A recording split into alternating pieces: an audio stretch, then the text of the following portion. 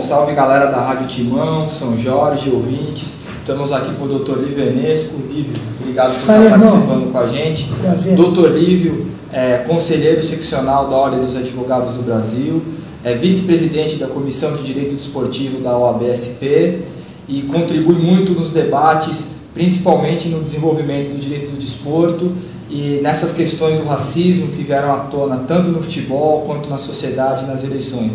Lívio, obrigado por estar participando.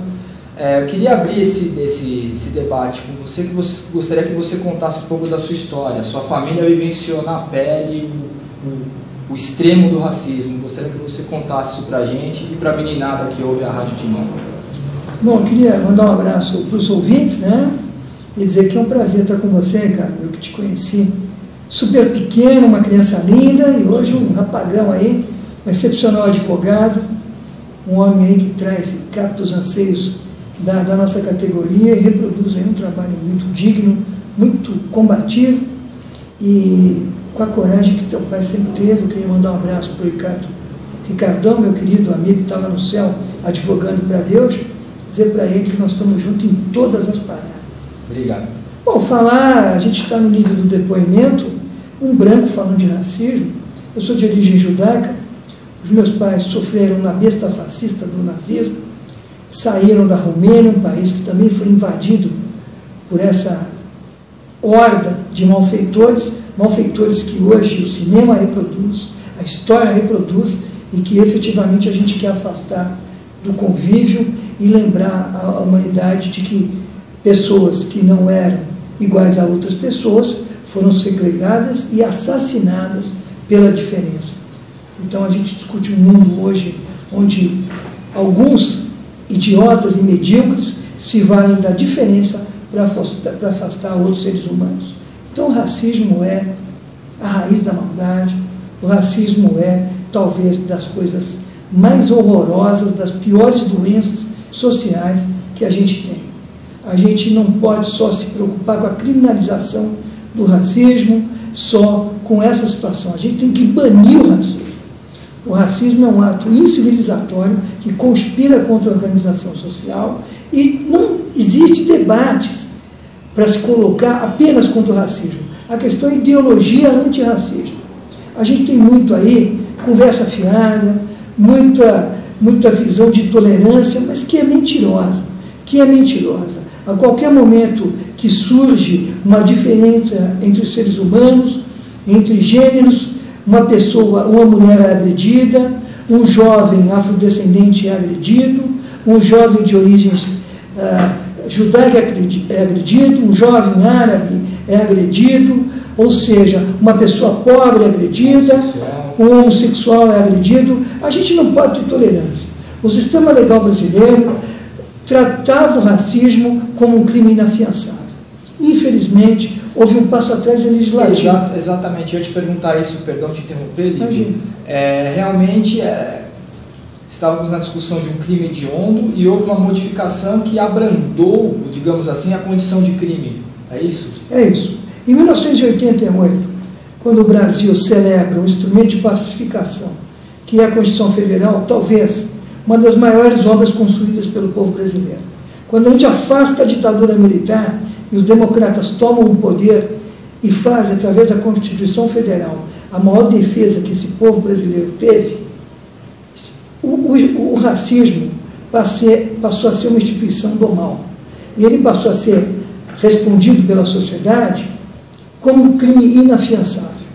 E, no entanto, com o passar do tempo, através de uma legislação absolutamente antidemocrática, se teve o racismo não como um crime, e sim como a injúria racial no crime de racismo no Código Penal, no crime contra a honra, que é o artigo 140, parágrafo 3º, com penas muito menores, individualizando a pena e não deixando uma situação de racismo como se um grupo fosse contra determinado grupo dentro da sociedade. Para mim, isso foi um passo atrás. Para mim, isso permitiu que tivéssemos um horror de atenuação de crimes nos pretórios brasileiros, um horror de absolvições de racistas, de bestas racistas, de toda a sorte de criminosos que foram absolvidos por essa lei que atenuou esse crime. Então eu sou daqueles que defendem a volta para o crime de racismo como um crime inafiançável e sou pela defesa social a esse mal, essa raiz da maldade que hoje é o racismo. Na questão do Aranha, que se discutiu muito, doutor Ricardo, e que me tocou pessoalmente de uma forma muito intensa, a gente foi discutir com a mídia, com os setores ligados à questão do direito desportivo e com a imprensa geral. A sociedade deveria efetivamente tratar essa questão do Aranha, apesar de respeitar o moço, respeitar a individualidade, porque às vezes você no crime de racismo, como também na lei da Maria da Penha, a mulher não quer mais discutir isso. A mulher não quer submeter um exame de corpo de delito, que é algo extremamente constrangedor. Quando uma mulher ingressa numa delegacia da mulher para trazer, para denunciar que foi violentada, geralmente é um delegado homem, geralmente ela é humilhada, geralmente existe por parte, não de todos os policiais, existem excelentes policiais que não se coadunam com isso, mas algum outro que efetivamente traz a sua raiz mais insensível. Isso. E na questão do racismo também, o Aranha efetivamente ficou muito constrangido e eu respeito, mas dizendo ao jovem Aranha, grande goleiro do Santos, de que essa é uma luta de todos nós. Essa é uma luta para permitir que a sociedade continue nos eixos, sob pena de a sociedade ocidental, com esse mal, doutor Ricardo, ter o seu fim. Eu não consigo aceitar uma sociedade onde exista racismo étnico, de gênero, de sexo, de idade, qualquer tipo de segregação, de ser racismo, mas qualquer tipo de segregação, lato sensu, é inviabilizadora do processo humano de construção de uma sociedade melhor. Isso é inconstitucional e isso peca contra os ditames do homem ocidental. Então, para mim... Uma coisa que veio muito à tona, uma coisa que surgiu muito nesses debates, principalmente com Aranha, e foi numa época em que o Arouca também tinha sido vítima dias antes, um juiz que arbitrou um jogo não sei se foi no interior de São Paulo. O Tinga, no jogo contra o Lima, contra aquele time lá, Real Garcilaso, do Peru, um time de índios, onde os índios, uma coisa que me chama a atenção, doutor Ricardo, na plateia, ou melhor, no estádio, enquanto o jogador Tinga jogava, esse excepcional jogador do Cruzeiro, antigamente do Internacional, quem gritava, quem imitava o macaco, eram as pessoas que tinham origem étnica indígena. O cara não tem nem consciência tribal, consciência de que também ele é segregado. Ou seja, é uma coisa maluca, ver um afrodescendente gritar para o outro negro. Isso me ataca e é contraproducente, investe contra uma sociedade que a gente efetivamente quer construir e esse mal social retirar. É o joio do trigo, entendeu? Parece que no futebol, por estar no ambiente futebolístico, aquela coisa da festa, da bagunça, tolera-se mais, aceita-se mais. Levantam-se teses de que não, é uma brincadeira, é uma gozação, é como chamar o outro de viado, entendeu? É como chamar, enfim, levanta-se essa pauta de questionamento. Doutor Lívio, quando que a gente extrapola a linha tênue da gozação, da brincadeira, para invadir a esfera criminal, a esfera do preconceito, a esfera do racismo? Se é que é possível dosar isso. Aí é que está. Para mim isso não se dosa, é uma questão de organização social e de respeito. Na NBA, em qualquer ginásio que você esteja, tem um botão vermelho distribuído pelo ginásio todo. Ele está escrito o seguinte: você aqui é livre para manifestar o seu desejo de torcer para o seu time, de vaiar, de fazer o que você quiser dentro do sistema legal.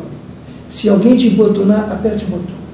Apertando o botão, vem a SWAT, entre aspas. Vem todo segurança te pegar, porque é proibido restringir ou coibir a liberdade de expressão de qualquer um. Dentro do respeito.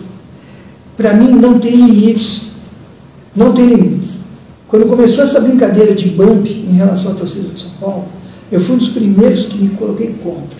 Chamar a torcida de porco, de cachorro, de bump, de gambá. Você não pode permitir que um grupo seja atingido por palavras de baixo calão ou usando uma situação que minore a capacidade daquele povo. As pessoas têm que torcer com muito respeito. respeitar as mulheres, as crianças, os outros torcedores. Eu nunca fui no estádio atacar meu amigo corintiano, pelo contrário, ia com os corintianos, com os são paulinos, com os santistas, com o pessoal da Lusa. Ou seja, você não pode tirar a barreira de uma pessoa que você na rua não atacaria por falta de qualquer tipo de animosidade barata para atingi-lo. Bom, não é porque a pessoa é de um outro gênero, de uma outra religião, de um outro credo, de uma outra cor, que você pode se valer de uma forma jocosa e efetivamente discriminar essa pessoa. O racismo e todas as atitudes antissociais, elas são no ritmo da ação continuada, elas são no ritmo de uma escalada. À medida que você começa agredindo a pessoa, ou seu corintiano, seu gambá, seu bambi, seu porco, o teu ato subsequente, seu preto, o ato subsequente é de maior ataque àquela pessoa, e de maior desvalorização, e buscando limitar aquela pessoa num sistema pejorativo e num sistema de decréscimo, até você chegar à agressão.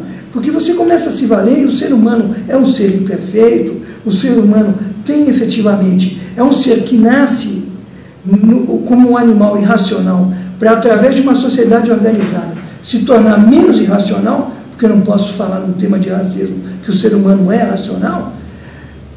É uma escalada criminosa, e a gente tem que efetivamente colocar, se no momento que uma pessoa chega e fala, seu negro sujo, e um jovem afrodescendente fala, o quê? E enquadra o cara, ou leva ele para a prisão, ou até dá umas pancadas no cara, meu, enquadra o cara, diz para ele que não é negro sujo não, e que ele que é um branco fedido. Na hora que o cara enquadra o outro, você tem uma resposta. Tanto que o Código Penal admite como legítima defesa física a retorção. É da honra. É lógico, legítima defesa da honra. O cara bateu, levou. Você não pode, o cara te dá uma pancada e você pegar uma metralhadora e dar um encerramento no cara. Você entra num tema muito importante. Eu ouço até com uma certa revolta esses pseudos pacificadores, não que a paz não seja de extrema importância para o desenvolvimento da sociedade, seja absolutamente indispensável, mas eu acho patético aquele seguinte comentário: olha, você é negro, se alguém te chamar de macaco, se alguém te chamar de chimpanzé, se alguém te atirar uma banana, se alguém fizer o barulho do macaco quando você estiver passando, seja grande, não faça nada, apenas ignore. Eu acho esse comportamento ridículo. Não, racistas não passarão, o racismo não passará, e é assim que eu penso. Não pode pensar, tem que ter uma resposta. Chama a polícia, resolve como tem que resolver, denuncia o criminoso. Eu acho que essa conversa é a conversa. E compartilhar inclusive um vídeo do Morgan Freeman falando essas coisas, o Pelé falando essas coisas. São negros ricos que tiveram uma sorte diferente do que a história dos negros em toda a humanidade, e os brancos. Mas é absurdo, eu acho essa tese piegas, no sentido de que você não seja grande, quer dizer, seja humilhado e fique quieto e mostre que você é maior. Não, eu não acredito nisso, né? É isso que você está querendo dizer. Com certeza. Se eu sou Morgan Freeman, LeBron James, eu tenho um grupo de advogados e tal. Se eu moro na periferia de São Paulo, do Recife, ou de qualquer grande cidade, uma cidade no interior, eu sou um jovem afrodescendente, uma criança, e sou humilhado, não tem resposta. A resposta é a seguinte: ou você pega o sistema legal e enquadra, ou então o grupo se organiza e dá uma resposta. Eu acho que a partir do momento que o direito estabelece e é colocado como um instrumento de pacificação, a gente se vale do direito. Mas o problema é o seguinte: se o direito, que é o caminho, o pequeno caminho, da justiça não age, os grupos têm resposta. O hard power, né? Os coletivos sociais. Os grupos têm que ter, têm que exigir, sob pena de a gente criar o que é uma sociedade amargurada. Esse menino que foi humilhado vai para casa, esse menino, quando vê que o Estado brasileiro não responde, a sua defesa, a defesa da integridade dele e da família dele, enquanto jovens de origem afrodescendente, ele vai se valer de algum instrumento belicoso para dar uma resposta e vai ser absolvido. Se o juiz for bom, vai ser absolvido. Então, o que eu sugiro é: justiça haja, direito a gente tem uma coisa muito desses apresentadores do fim da tarde, sobre a questão do direito, da lei, nós precisamos de leis mais severas e tal. Não, o sistema legal está aí, está bem colocado, nós precisamos de juízes que cumpram a lei, de juízes que apliquem a jurisdição em cima da Constituição Federal e que mande prender esses criminosos. O criminoso que assalta, que mata, é tão ruim quanto o racista. Ele é igual, é na mesma medida. Ele comete um crime igual e a sociedade tem um judiciário para aplicar a lei. Com base nessa organização social que você abordou muito bem, no meu ponto de vista, nós temos como exemplo de sucesso os Black Panthers, né, que surgiram na década de 60, 70, nos Estados Unidos, né, como um movimento negro de resposta ao racismo e de resposta agressiva ao racismo, de resposta intolerante. Teve uma brecha na lei, em uma determinada cidade dos Estados Unidos, onde autorizavam as pessoas a andarem armadas para evitarem ilegalidades e abusos, inclusive das autoridades. O que eles fizeram? Se organizaram os grupos, os Black Panthers criavam verdadeiras viaturas sociais, não policiais, e quando a polícia entrava no bairro, que era uma polícia segregadora, violentíssima, principalmente em face dos negros e das minorias, eles encostavam o carro atrás da viatura, iam seguindo a viatura parava o negro, dava batida, eles ficavam quietinhos assistindo. Se botassem a mão nele, era tiro trocado, era briga, eram movimentos de rua, né? Temos como exemplo também o nascedouro do Dia do Orgulho Gay. Foi quando policiais invadiram um bar em São Francisco, começaram a agredir os homossexuais que ficavam ali reclusos, já ficavam ali reclusos por conta de uma legislação severa. Das pessoas que estavam sendo agredidas, e não sei se você sabe, conseguiu escapar e foi pedindo ajuda. E sem que eles nem imaginavam que isso fosse acontecer, o bairro inteiro se juntou e foram 2, 3 dias de confronto com a polícia, foi uma rebeldia e assim nasceu a parada do orgulho gay. Foi num ato de resistência. O Black Panthers. Então as organizações sociais, eu penso que é uma saída assim para endurecer a lei e para se dar uma resposta efetiva de que o racismo e a intolerância não serão tolerados. Eu só tenho 3 referências nesse debate, 4 referências. A primeira, Rosa Parks, a afrodescendente americana que se nega a sair da frente do ônibus para ir para o fundo e começa os direitos civis americanos. Na outra, o reverendo Martin Luther King, que começa a luta pacifista na defesa da integração e do respeito aos direitos dos afrodescendentes. Que surgiu nos movimentos da Rosa. Depois você tem Malcolm Little, o famoso Malcolm X, que defendia o enfrentamento político mais físico dos movimentos. Tem um grande filme um grande filme de Malcolm X com Denzel Washington, do Spike Lee, que é um filme muito grande. E você tem o caso do Milk, do jovem de orientação gay, que morava em São Francisco, no bairro do Castro, que é um bairro onde fica a comunidade dos gays americanos, e que efetivamente começou o movimento. E, lamentavelmente, o Milk vira vereador nos Estados Unidos, em São Francisco, e é vilmente assassinado dentro da prefeitura de São Francisco, e por conta disso, eu até fui visitar uns 4, 5 anos a prefeitura de São Francisco, e você tem detectores de metal e todo um esquema de segurança, porque o Milk, que era um gay de origem judaica, foi assassinado nessa prefeitura e hoje tem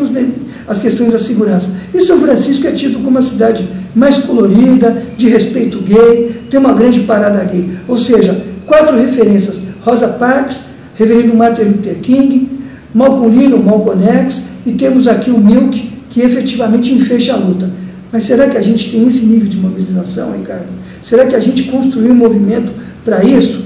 Essa é a minha preocupação. Tem que começar de algum lugar. E tem que ter, e digo para você, a gente ganhando a eleição na Associação dos Advogados Trabalhistas, cara, nós vamos mudar isso aí.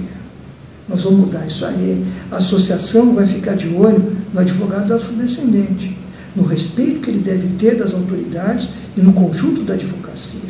Para o advogado gay, para a advogada gay, para o advogado pobre e humilde, que precisa dos outros advogados. a auxiliá-lo, ele precisa dos serviços da associação, ele precisa ser gente dentro daquele prédio.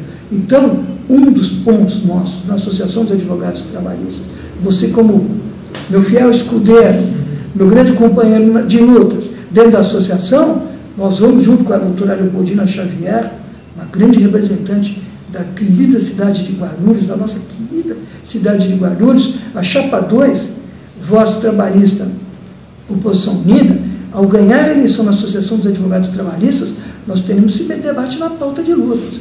A gente não vai, nós não vamos deixar só uma questão corporativa, a luta é política e é, na prática, a isonomia, a igualdade de raças, de gêneros, de todos os advogados. Por isso que estamos juntos e vamos lutar junto. Legal.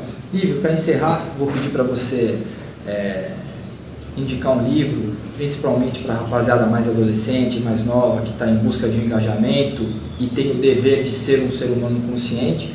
Mas antes eu gostaria, naquele caso do Aranha, o caso envolvendo aquela moça que, segundo ela, pretende se tornar uma ativista antirracismo, eu acho isso muito legal, ela é jovem, ela tem muito que aprender, não aprendeu pelo amor, está aprendendo pela dor. Mas eu vi uma pessoa que fez um comentário nas redes sociais que me deixou com a pulga atrás da orelha, me levantou essa reflexão.